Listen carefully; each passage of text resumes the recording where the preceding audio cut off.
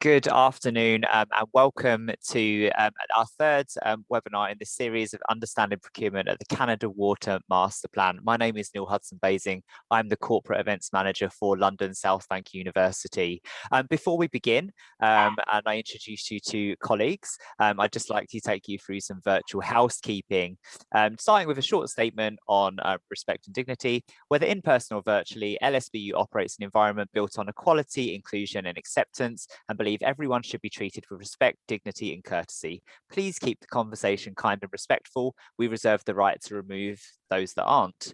So just to take you through the Zoom functionality, you'll notice there's the chat box, and it'd be great if you could make use of the chat box to share your thoughts and comments throughout the event, and we encourage you to use that for virtual networking. The next button along is the Q&A button, and you can pop any questions you have for our panel in there. Finally, I have enabled closed captioning for this event, which is the subtitles that you can see just coming up on your screen. If you wish to hide those, go to the little up arrow next to the CC live transcript button at the bottom of the screen, and you can click on hide subtitles if you do not need them. I'm around if you have any questions in the background at all. Each of our presenters have factored in Q&A time, so we'll listen to our presentations and then we'll open it up to Q&A between our presenters. Firstly, I'd like to hand over to my colleague, Sarah Moore-Williams, Dean of the Business School at LSBU. Sarah, over to you. Thank you, Neil, and welcome everybody to this event. This event's being held on behalf of British Land in conjunction with Southwark Chamber of Commerce and LSBU Business School. Just a very quick bit about the business school. We're right in the heart of Southwark, located in the Elephant and Castle, very much embedded within our local community.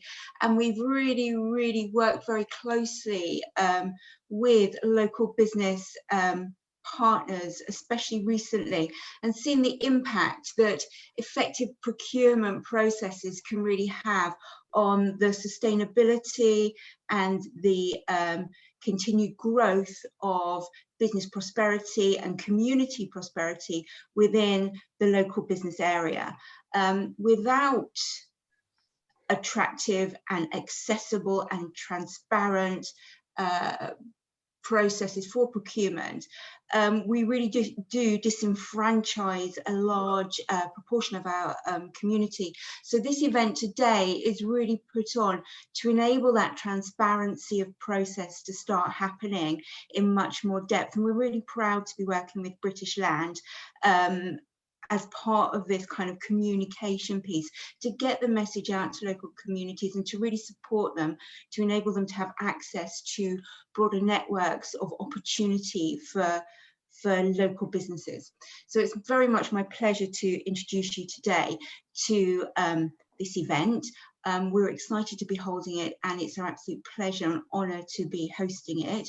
I'm going to hand back to Neil now so that we can really crack on with the speakers and really hear from them how to really tap into those procurement processes, what their processes are, and how the local community can really take advantage of what is happening with the British Land development in Canada Water specifically. So back over to you, Neil. Thank you very much, and welcome to the afternoon. Thank you so much, Sarah. First off, I'd like to invite our colleagues from McAleer and Rush for their presentation, and we'll see you shortly for questions. Jamie, over to you and the team. Perfect. Thanks very much, Neil. So my name is Jamie Cassidy. I work for McAleer and Rush as a project manager. I've been with the company now for over 7 years. I'm going to take you through a presentation just to give you an overlevel or a high level view of what McAleer and Rush is all about, what we work on, where we work, and then a little bit more specific then onto Plot K1 Canada Water, which is the residential scheme that will be completed just off Quebec Way. I'll share my presentation now, if that's okay.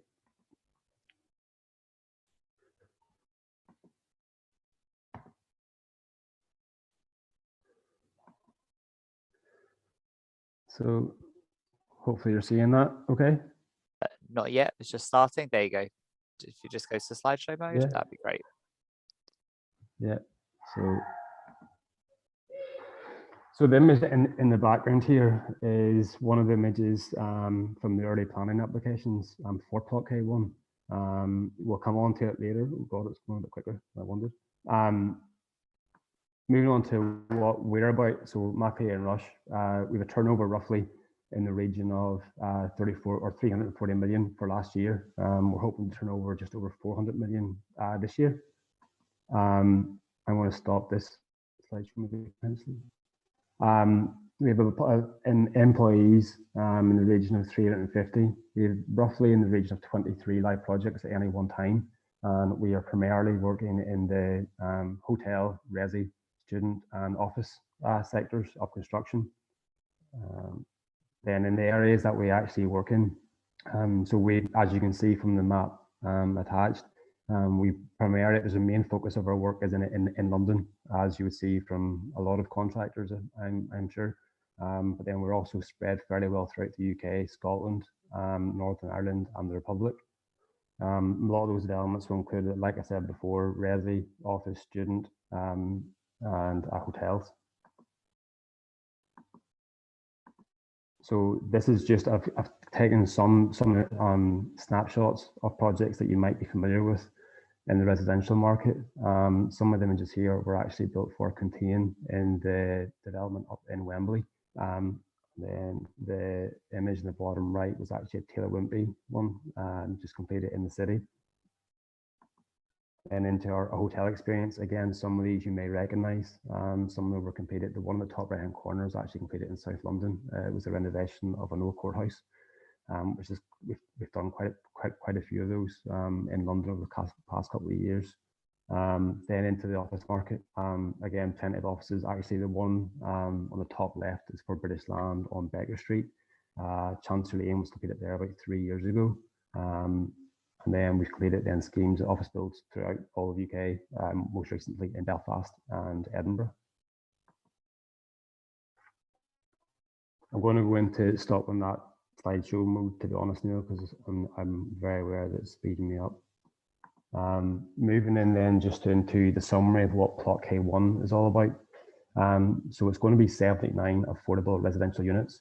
It'll be a mixture of 1 bed for 2 person, right up to 3 bed, 5 person. It's roughly 80,000 square foot. And again, as you can see in my notes there, it's just a mixture of social and intermediate, with the primarily focus being on social tenures. In terms of program, I'm not going into detail on this just too much just yet. The intention for us for BL is to get a start in around the summer this year. At the minute, that's looking probably mid to late summer. The program is in the region of 24 months. There's a bit of an image there of the internal courtyard for the development.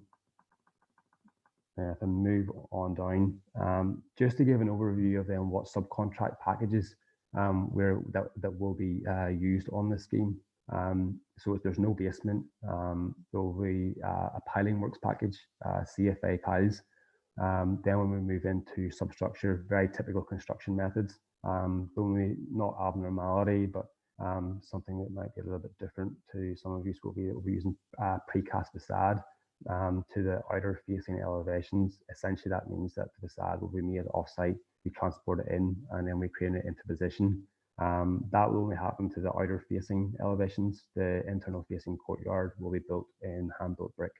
So ideally that will open up more work, hopefully to local labour. With regards then into the other items within the facade, there's going to be steel balconies that will be bolted on to the elevations after the precast facade is in place. There will be a window package and a railing package that will be done. An element of that will be carried out off-site, and an element of it will be carried out on-site.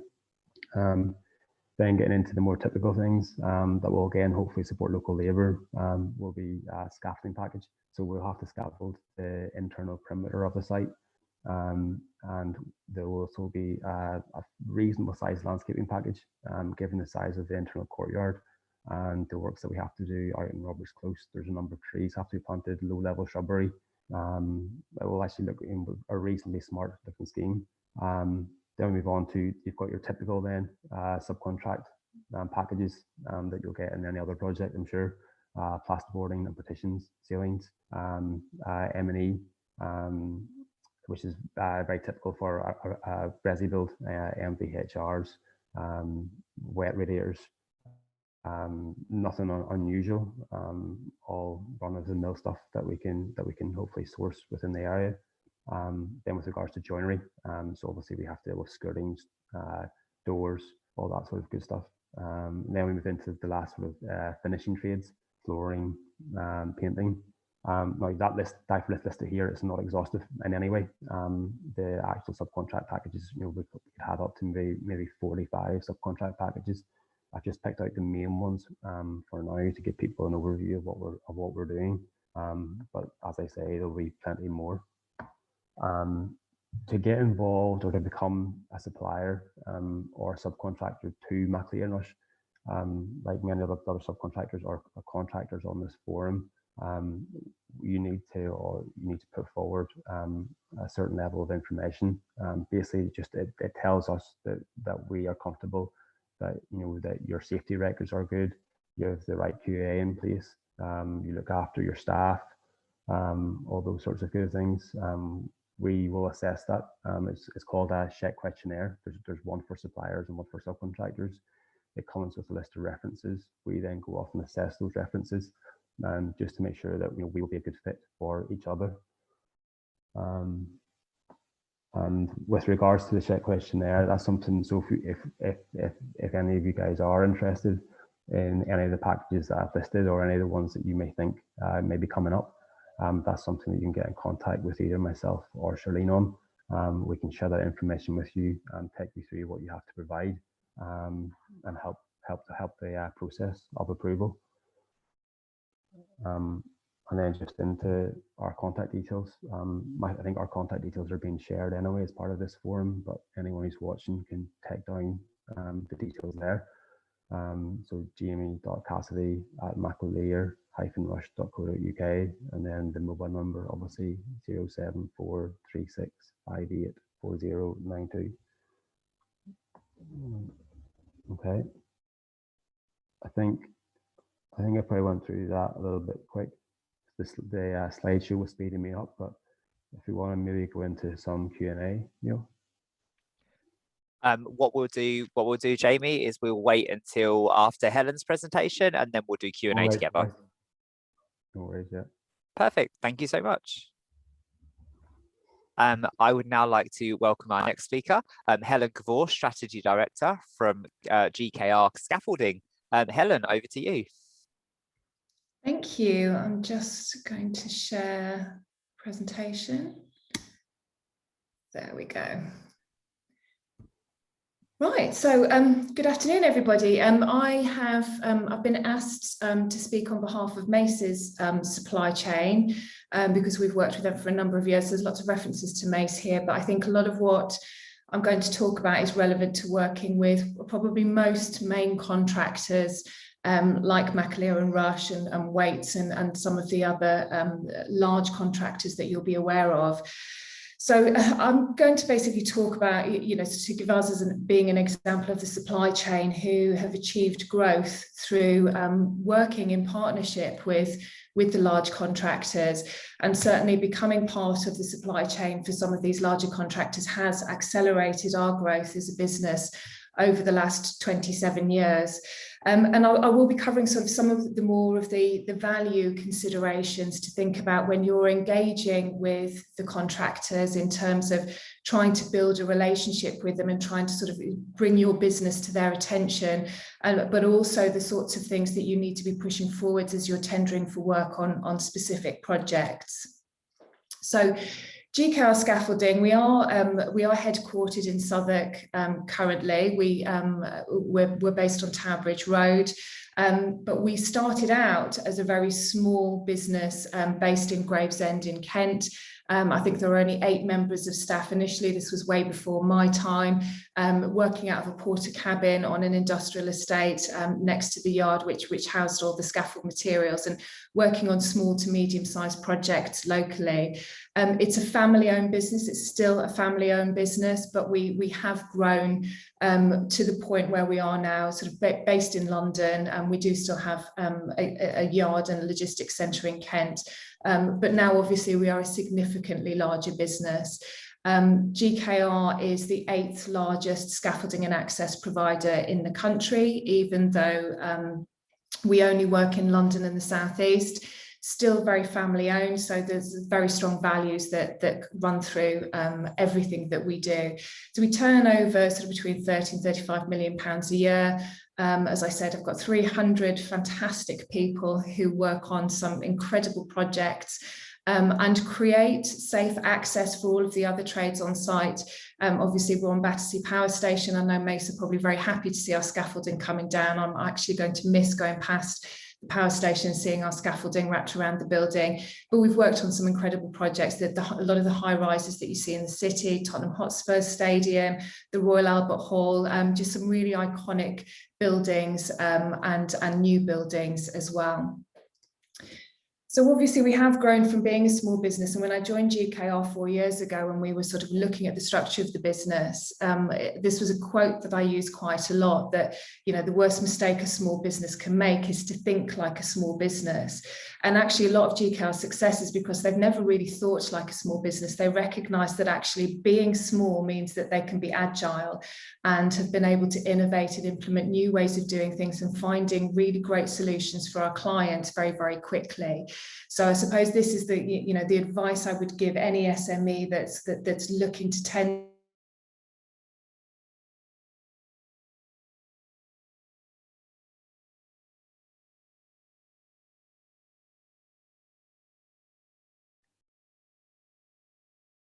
excited by our work on the Shard with Mace. You know, we were a small business when we were awarded the scaffold package for the Shard, and we'd never worked with Mace before. But we'd spent a couple of years sort of talking to them and getting to understand some of the operational processes, how Mace worked, what their strategy and their values were. And so when they were interested in working with us, when they were awarded the Shard, but we were able to solve a specific problem for them on this project. The Shard is over 1,000 feet high. They needed cantilevered scaffold, 600 feet and above. Working above a live environment. There's, sort of the live infrastructure, the railway, the hospital, huge amounts of general public passing every single day. When you are building scaffold with lots of different components at that height, there is no exclusion zone that can make that work safe.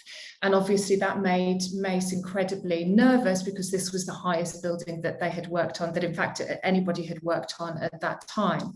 So what we did was that we were able to show them that we were able to innovate and introduce new safety processes which solved their problem. This photo was taken after the Shard. You can see the Shard in the background, and it's at the top of the HSBC Tower in Canary Wharf, but it's just a great way of showing how our guys work. What we did to enable our work on the Shard to proceed safely, as you can see, our guys work tethered, but we created what we've called the eliminate tethering system. So if you look closely at this photograph, you'll see on a lot of the fittings and the tube, there's a sort of figure of 8 tethering system on there, which enables all of our operatives to tether all of the materials to themselves, to their own lanyards, and then fit the fittings and the tube in place and then untether them, which means that when you're building scaffold at height, it's incredibly safe. So by creating this specifically for that project, we were able to ensure that no materials were dropped from height while we were working. And obviously this is now precedent that's set across the entire industry for working at extreme height. You'll see also as well our scaffolders wear the Petzl climbing hard hats with a chin strap. Before the Shard, the scaffolders were wearing typical hard hats. hats. And by introducing these hard hats, and at the time the rest of the industry were laughing at us, saying that they looked like skateboarders, but in fact it allowed them to, to even their PPE to be safer. So I think what I'm trying to say about, using this as an example, and this was our gateway into the supply chain for Mace, is by solving a very specific problem and really understanding their values and how we can genuinely add value. A lot of the contractors work in a very similar way. There's a lot of very similar themes in terms of importance around sustainability and people and innovation, but take the time to understand the values and the strategy of the business that you're wanting to approach to become a part of their supply chain, and use that to be able to identify and communicate to them about how you can genuinely add value to them, and not being restricted by the fact that you're an SME, because the agility does enable innovation and change, which is exactly what the industry needs at the moment. So use this as a platform for building your relationships, to align your brand and your reputation with what it is that the main contractors need for the projects that they're working on, and communicate this through social media. And I say relevant social media, so Facebook is less relevant, but your audience is going to be on LinkedIn and Twitter. Show some thought leadership, be the people that are talking about what's going on in your particular part of the construction industry. Show the brains behind your business and the personality and some of the opinions. Obviously showcase any relevant work, but ultimately identify who those decision makers are. And obviously you've got one on this call here with Jamie. But also influencers as well. I always talk about the health and safety team being influenced. They might not make the decision about who's part of the supply chain, but they certainly will have an opinion on who is safe to work on these projects. And as Maclear and Rush do, obviously that is audited as you become part of their supply chain anyway. So build your brand around shared values and be very, very protective of that. So I think it's important to remember some of these other things that you do need to package up in your communications in terms of opening doors with main contractors. And we talk about value-led tendering a lot, because it isn't just about price. Obviously prices and your costs are a big part of it. We all want to make some money, and we always want to get the most value for the lowest cost. But if you look at the Construction Leadership Council website, you'll find a document on there which is very much about value-led tendering. The fact that actually the whole supply chain, right up to the main contractors working with the developers, we need to understand that actually we need to encompass lots of other things to make the project as productive as possible, for the quality to be as good as possible, the safety to have a positive impact on the communities that we're building within. And so all of these need to be thought about when you are talking to the main contractors, but also as you're putting in your tender submissions as well. So these are just some of the common things that I know that Mace and a lot of the other principal contractors will look at as you are engaging with them and as you're putting in your tender returns. Social value and skills being one of them, and social value, and that's one of the reasons why this event is happening today. British Land and the main contractors will want to contribute to the community and the local London borough that they're building within, but also creating employment opportunities. As we know, we have a massive skills gap in construction. If you read Construction News this week, we know that we need 217,000 more construction workers to deliver the pipeline over the next 3 years, and we're not good at attracting people into the industry. So any efforts that you can demonstrate that you're making to encourage people into the business, to grow your trade, you're paying the CITB levy, you've maybe got a really good apprenticeship program, you are willing to recruit local labour. I know we use the sort of Section 106 labour support really, quite proactively, because it's a great way of getting new people into the business. We're always looking for labourers and people that we can skill up into scaffolders. So think about ways of incorporating that into your communication. Direct employment is really important as well. As an industry, we do rely heavily on CIS workers and self-employed workers, but actually the industry and the CLC are saying, we are encouraging direct employment, and there are a number of reasons for this. If you directly employ your workforce, you're more likely to invest in training and skilling up and apprentices and bringing new people into your business. but also a directly employed labour force means that they're more bought into your values and your ways of working and your behaviours, etc., which means that they will be much more closely aligned with the clients, the main contractors, which is what they're looking for when they're bringing somebody in as part of the supply chain. So look at labour and skills and talk about that and position that as part of your tender submissions. Safety and well-being. Safety is a hygiene factor, as we know. We're very lucky. We do have very safe workplaces, but we need to demonstrate that we're not complacent about that.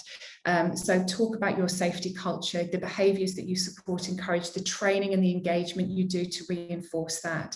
And obviously, contractors like McAleer and Rush will audit that as part of their process as well, and they'll want to make sure that you do look after your people and you keep them very, very safe. Investment in supervision as well.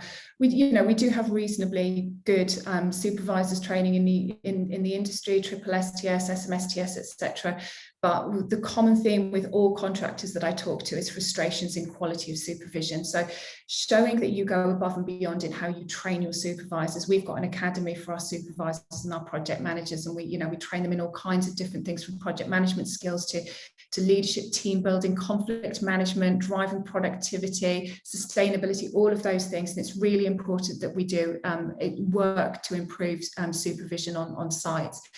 And as you'll know, we do have a mental health crisis in the industry, and having a very proactive mental health programme and wellbeing programme will always be looked at favourably, and from my point of view is absolutely essential.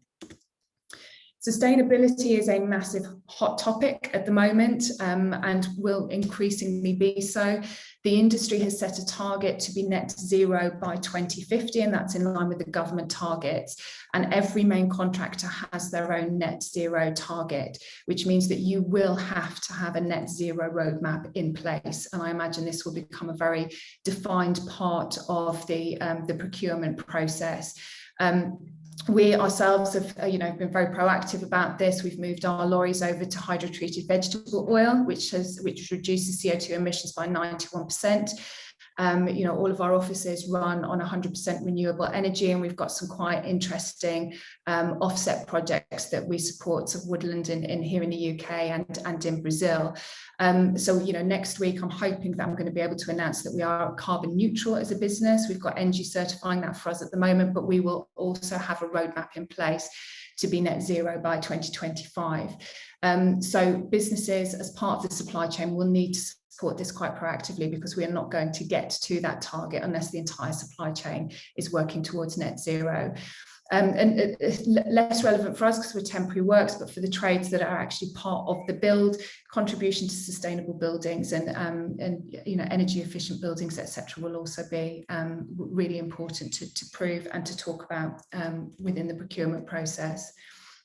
Now, innovation and transformation, I think the one thing that has come out of certainly the last year and a half in the pandemic is that actually we've realised that this sort of very old, slow and not very productive industry can actually be incredibly agile and can work in a very efficient way. Even having less labour on site, adoption of digital, etc. We've certainly proved that we can transform the industry, and I think the whole industry is working towards driving that. So anything that you're doing in terms of, it's digital or new ways of doing things or BIM integration, whatever, this is really important that you talk about this, because transformation of the industry is what's going to make us more productive and improve the quality of output. So make sure you're talking about it. The pictures here, these were some old pictures. A few years back now, we launched VR training for our scaffolders. It's working at height training. So we create environments that I can't put our scaffolders in a live environment because it's unsafe, and it's essentially risk aversion training.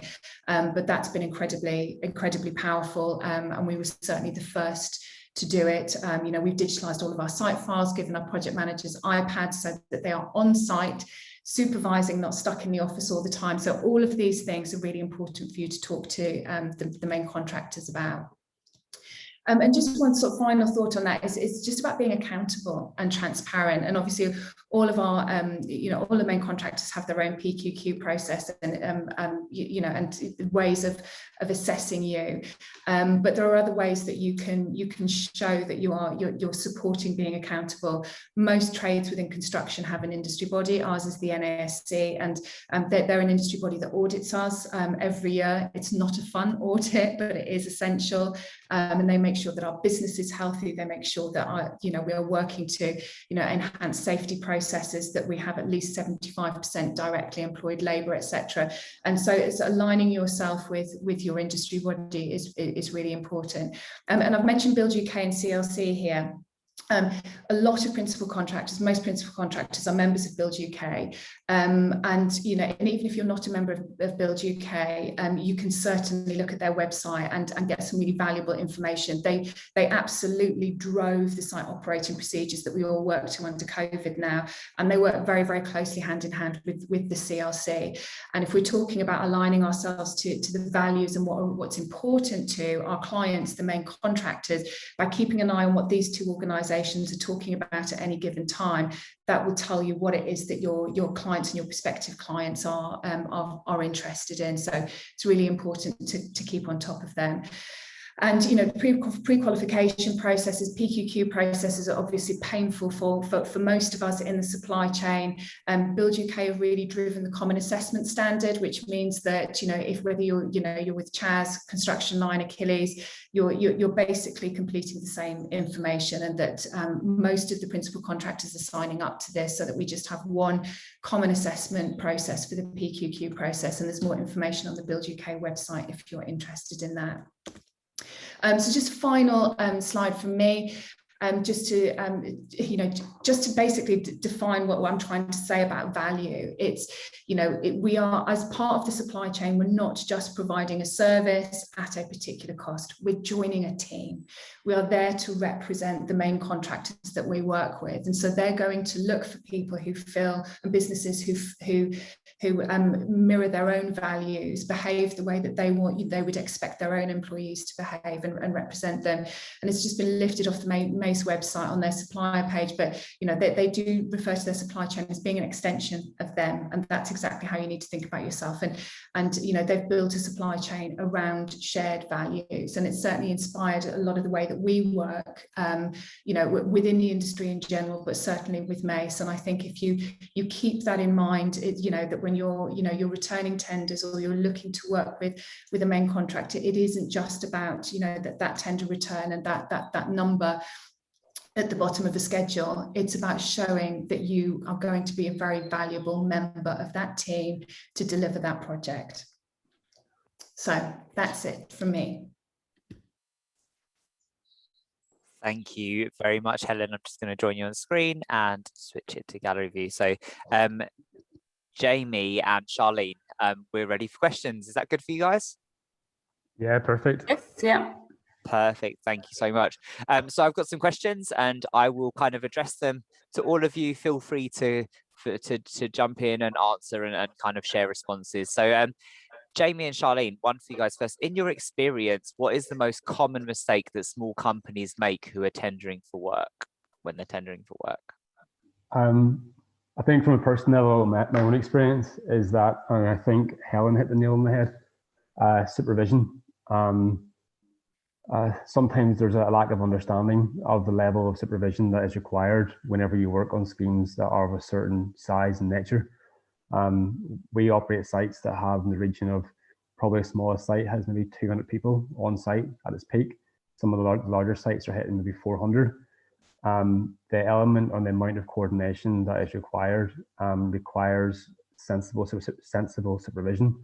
I think that's the one thing sometimes that smaller contractors, well, maybe they understand, but sometimes they try to get away with, but it doesn't work for us. One that leads to often them falling foul maybe of our own health and safety standards. And then second to that is the quality of workmanship can sometimes drop. So that's probably my own personal experience. Yeah, and I think Helen was right as well, that common failure is not adding enough detail on their added value and innovation. So particularly around our net carbon zero, ways they can help us with their carbon reduction efforts. So there's sections within our PQQ process that will ask for innovation, and they will ask for their carbon reduction initiatives. They'll ask for their approach to quality. McAleer and Rush have accredited ISO 14001 environmental management system. So as part of that process, we want to know what they're going to do to reduce their carbon and environmental impact. So yeah, that is very important. That added value section within the PQQ process is something that is often neglected, and it's particularly on this project. We have a lot of specific employment and skills targets that we have to meet, and which will filter down to our supply chain, and we'll be relying on them to make sure that we meet those Section 106 targets around local labour, around apprenticeships. So yeah, definitely not including enough on the added value sections would be another failure, I think. Thank you. Yeah, that added value has come up in all three sessions now, ranging from kind of innovation to recognizing diversity and inclusion. So that has been a regular theme through the sessions. Jamie and Charlene, over to you again. Off the top of your head, could you estimate the number of companies who tender for work and who are classed as SMEs and are successful in your tendering process and on your procurement list? So we started, I think it's worth me just understanding what Masterplan and Rush, or how they started. So Masterplan and Rush started off as a house builder 50 years ago. Then developed and started to work in the hotel sector gradually, like one or two projects every year. Then probably over the course of the last 15 years have developed into a much larger company. So a lot of the contractors that work with us have worked with us for that time period. So they've evolved. They have evolved with us, and we have helped them evolve as well. So as we've developed and improved, we've also helped them. Charlene can maybe speak more on it in terms of the environmental side, but we help them. Sometimes it may come down to money, how they get paid, how we support them, how we keep them going. But we're very supportive to our own supply chain and helping them grow with us, because it's only as we get bigger, we need our supply chain to come with us. Otherwise, there's no point. You know, we're very much reliant on our supply chain. If we don't have them, then there is no us. I'm not sure if we can give a specific figure on that, but we have attended a number of Meet the Buyer events throughout London, myself and our head of procurement, and it's something that we want to get obviously smaller companies engaged, but we understand that they might struggle in terms of meeting the requirements, so trying to upskill where we can. And we have helped, me personally, helped a company to achieve their EMS certification. So it is something that we do understand there is that gap, and we need to try to upskill as well. So yeah, but I'm not sure if we can give a very specific figure on the percentage just at the minute. Our QS, who would be able to answer that, is not on this call, but it's get back on. No worries. Helen, that support kind of, you talked about the growth of massive, from kind of starting with 8 people to where you are now. Is that a support that you felt from the companies that you worked with? Yeah, and we still do. And it's the specific example I used, with Mace at the Shard, it's they gave us an opportunity, but they were certainly advising and helping us through that process, and they still do. A lot of contractors have ongoing engagement and offer training and support on an ongoing basis to their supply chain. So yeah, they as Jamie and Charlene have just said, it's their supply chain is represents them, and they're only as good as their supply chain. So it's within their interest to give us support, but yeah, it comes from them, and my experience has always been very, very positive working with the main contractors. Thank you. And it sounds like there's a real kind of collaboration and partnership there, rather than just we're bringing you on board. It's an ongoing thing. Is there anything within your criteria for the tender process that you find is a struggle for small companies to fulfill? And I know we've spoken about the added value. Is there anything else you'd like to add to that? I'll throw that open. Cool. I don't think there's anything specific. Where we feel, or once the small subcontractors review our own questionnaires, if there's something that they're falling short on, we can have a chat about it. We're not stuck in our ways, and if there's something that if we see there's a desire on their part to improve or to address something that they maybe currently don't have, then we're happy to jump in and support them do that. There's no issue with that. Like we're very much a growing company, and we need more members in our supply chain. So as long as we get the good feeling that the person or that the company is there with the right intent, and it's a company that we want to work with and that can grow with us, then we're happy to step in, as Charlene has said there. Yeah, I think that with be involved in a number of the supply chain approval processes, and I think sometimes, Jimmy, that they would maybe lack some supporting evidence. So, for example, if they're saying in their PQQ that they've switched their fleets to, they're now using more biofuels, giving us evidence of those things, or saying that they've got apprenticeships, maybe some case studies, just evidence of their environmental management system, their aspect registers, even if it's not fully certified yet, that they're working towards it, that we can see that evidence and that intent, I think is important, and something that we have to go back on a lot of the time to try and get further supporting evidence. So. Perfect. Yeah. Thank you. Helen, was there anything you'd like to add? No, I think that probably covers most of it.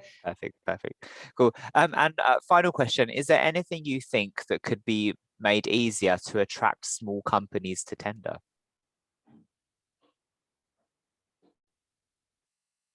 I think maybe just maybe removing the barriers, and that obviously all contractors would have that common platform as well, that we're all agreed on what's acceptable. And I know there are some platforms like Construction Line out there that do that, but as well, every company then has their own bespoke requirements. So it is difficult to go through just the likes of Construction Line. So yeah, I think that is a barrier and that we're aware of, and it's just trying to make it as easy a process as we can. So that's why we've tried to make our SHEC approval questionnaire easy to complete, and try to remove any unnecessary, requirements that aren't essential for the project, and try and help them to know where they are not sure how to complete it, trying to give them a bit of support on that. But yeah, we acknowledge that the resource there in completing that approval questionnaire is. Thank you. Helen?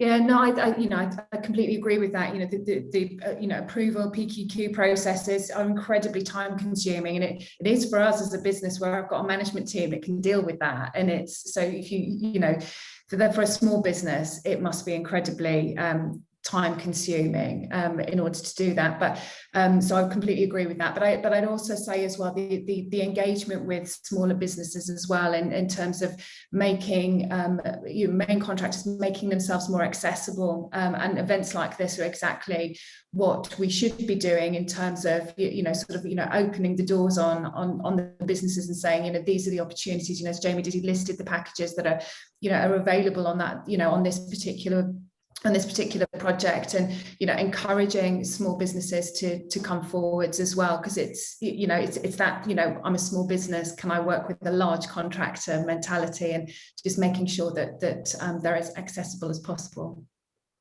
Thank you. That seems like a great note to finish on.